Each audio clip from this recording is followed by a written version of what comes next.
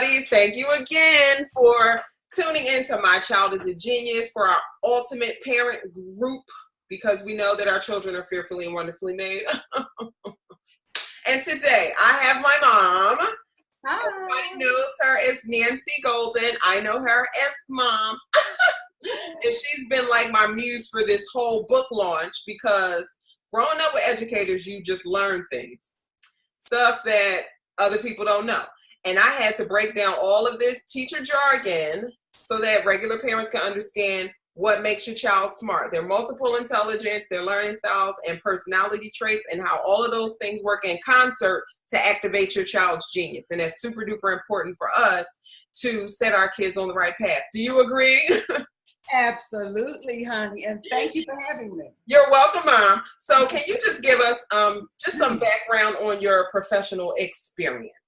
Okay, well, I was an educator. I shouldn't say was, because I still am educating, but I worked for the School District of Philadelphia for 32 years in various capacities. Yes.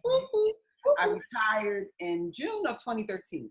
Okay. But prior to that date, I served as a teacher, as a special education teacher, as a special education liaison, as a department chair, as an assistant principal, and 1 year as a principal, but about 12 years maybe, or 13 as an assistant principal. Yeah.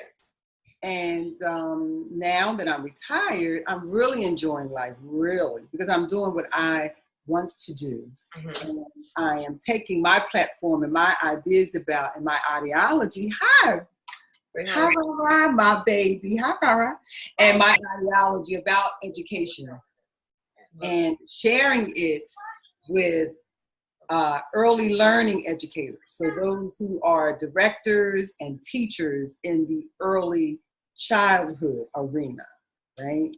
Yes. So I'm really having fun preparing professional developments and facilitating that process. And I also wrote a book, so we'll talk about that later. Yes, we will talk about that book later. Ryan, say hello and goodbye. Hello. All right, bye. Wow. Love you, Ryan.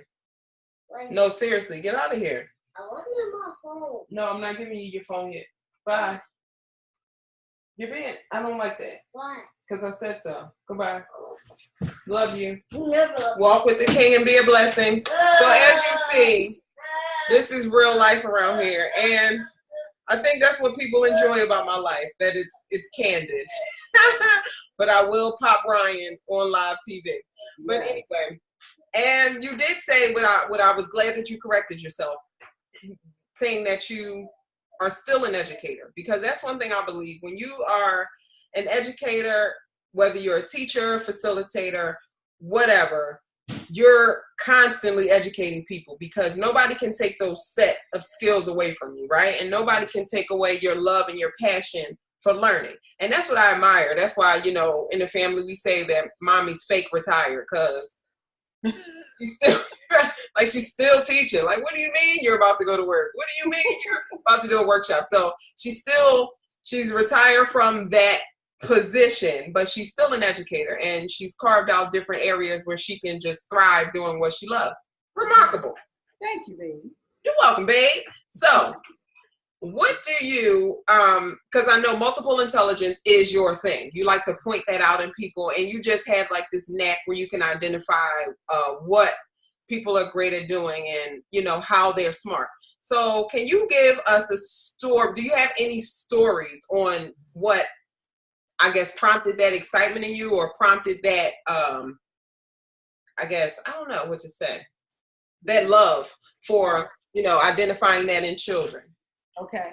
Well, I worked at John Paul Jones Middle School for 17 years. And during that time, we had a number of professional developments, but one that really resonated in my soul and spirit and intellect was one that they had on the multiple intelligences. And I think that was the first time I had heard the term. And we're talking back in the early 80s, right? And so it's a gentleman by the name of Dr. Howard Gardner, who is considered the guru, the father of this whole concept of multiple intelligences. And his thought is that if we just focus on the academic and the intellect of a child, right, we're missing so many other interesting facets about that individual child. Because children are complex. They're made more than intelligence. They're active, right? They're kinesthetic, they're visual, they're auditory. And so the way that they get the information may not be in one zone, one domain, one way of thinking. And so from that idea, I kind of carried that with me. And now that I'm retired, I'm really playing this whole thing out, and I'm actually able, by reading his material, and if you go online, there's a plethora of information on the whole concept, right? That's why when you hear the word differentiation, that's why we have to differentiate in the classroom, because every student is so different. And even in special education, every child can benefit from an individualized educational plan. But anyway, so from Howard Gardner, I think I'm building my platform. Not that I created this concept, right? I'm just making it more applicable, like you were saying, for the average mom and dad to identify the genius of their children. Because every single person born in this world is born with a gift or gifts. Now, as the parent, it is our responsibility to help the children discover who they are. And what makes them unique, and how they are smart. How they are smart. Not how smart are you, how are you smart? How do you learn to navigate through this world in your uniqueness? Because we're not all the same, right, Kiki? So a story that stands out and that really drives the point home for me is when I was teaching at Jones, I was a special education liaison and the resource room teacher. So that means when you think of the spectrum of special education, from the most restriction to the least, you have, of course, children who are severely, profoundly impaired, and then kids who are educable mentally retarded, and trainable mentally retarded, and learning disabled, social emotional disturbed. But kids who are in the resource room are those children who are on the far end. They don't need a lot of restriction. They can go to their regular education classroom and then have a special education teacher included in the class to assist them. But back in those days, we didn't have inclusion that looks the way it does today. So the model then was the student who was in resource room would stay in resource room and then leave the room and come to me, right, for instruction in reading and math, or reading or math. This one particular student, his name was Lucas, Hispanic student, 8th grade student, would come to me for reading. Now, mind you, he's 8th grade, but he's scoring like a pre-primer level in reading. Pre-primer are children who are reading Dolch words, pre-kindergarten. Dolch words are those words that you see everywhere, every day, all the time, in all texts. The, right? Right? So he could read those words. But to read a text on 8th grade, absolutely could not read the words. But when I would read a story to him, he would get bored when I asked questions. He'd go, and acting like he didn't have good sense. But he could do that in my room because it was very relaxed. And he would say, I know the answer already. You're boring me to death. I'm like, boring? Me? Boring you? But what he was saying to me was, give me something that I can really show you how smart I am, man. Because when I would read a story to him, listen to this. He would hear it, but orally, he could identify the main idea. He could sequence events. He could predict outcomes. All of those are elements of reading, but he could do it orally, right? So now in special education, every year you give an annual assessment just to see if the student has made any progress as per their IEP, right? So I said to him, okay, Lucas, it's time for me to give you an annual test. And so let's see how much progress you've made. He said, well, I can't read, miss. Give me a math test. And I said, I can't give you a math test because I don't instruct you in math. Boy, sit down and take this. So he said, give me a math test, please, please, please, so I can show you how smart I am. So I had to take pause. He said, okay. Now, you know me, teacher of the year, think I know everything. I said, okay, this boy's pre-prim. He's probably, not that much higher in math anyway. So I gave him, at that time, something called the Peabody Individualized Assessment. And it's like a flip chart, right? So you can read prompts to them, but they have to identify the answer based on, like, it's a card with 4 different responses, and they pick the best response. Okay. So since it's a reading test, I can read some of the reading prompts to him, but I can't read, he has to figure out the math on his own. Okay, so in this test, if you make, at that time, I think it was 5 consecutive errors, you stop the test and you can score the test. Okay. So I said, okay, let me start him off maybe in, since he's 8th grade, I started him off maybe, let's say 3rd grade math. Okay. So I'm flipping the chart, Lucas, he's answering these questions, going for it. 3rd grade, no mistakes. 4th grade, no mistakes. 5th grade, I'm now saying, whoa, this boy, there's something going on here. 6th grade, no mistakes. 7th, 8th, 9th. Now he's only in the 8th grade. 10th, Aquisha, he didn't make mistakes until the 12th grade. Wow. Right?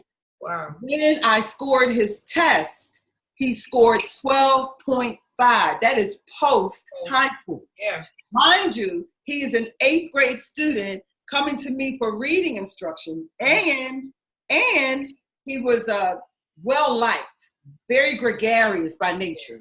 Man. All the girls loved him. The boys thought he was cool. The teachers didn't like him because he was defiant, talk back, never prepared, walk the halls, Yeah. right? Typical behavior problems. But when I tell you he scored a 12.5, I just, oh my goodness, I hugged him. I'm like, oh my God. So during those days, smart, in the early 70s, the school psychologist was housed in the building. Yeah. Okay. So you didn't have to wait forever to get a test or an assessment on the student. So I ran down the hall, and I remember running to Dr. Jody's office. I was like, oh my goodness, I think Lucas is a genius. And she says, what do you mean? And I said, oh, I gave him this test, and I showed him the results, 12.5. And she said, okay. She had to give him a battery of tests, of course, because when you get the IQ test, there's a lot of things. You have to get the information from the parent, information from classroom teachers, special ed, and regular ed. Just a whole lot of things. So she compiled all of this stuff, came back in a couple of weeks, and she said, Nancy! So I'm running to her office. She said, Lucas, he's a genius. And we started jumping around the Oh my God. So my point is, how can you have this boy who is in 8th grade, a behavior problem, a non-reader, get a test, and he scores genius level? He was mentally gifted. Wow. So when I think of this whole multiple intelligence, this would fuels the fire for me. Yeah. Because as teachers, yes, we are trained. We're very good at what we do, but sometimes a student like Lucas, for whatever reason, right? He gets lost in the shuffle. Yeah. Maybe because of his acting out, maybe because of his truancy, maybe because of his lack of coming to school on a regular basis, maybe because of the parental input not being what we think it should be. And Keisha, that's another discussion for another day. What is parental involvement? Because I have my own idea about that. But I would love to know what he's doing now. And when I told him, I said, look, you are mentally gifted. He said, told you I was smart.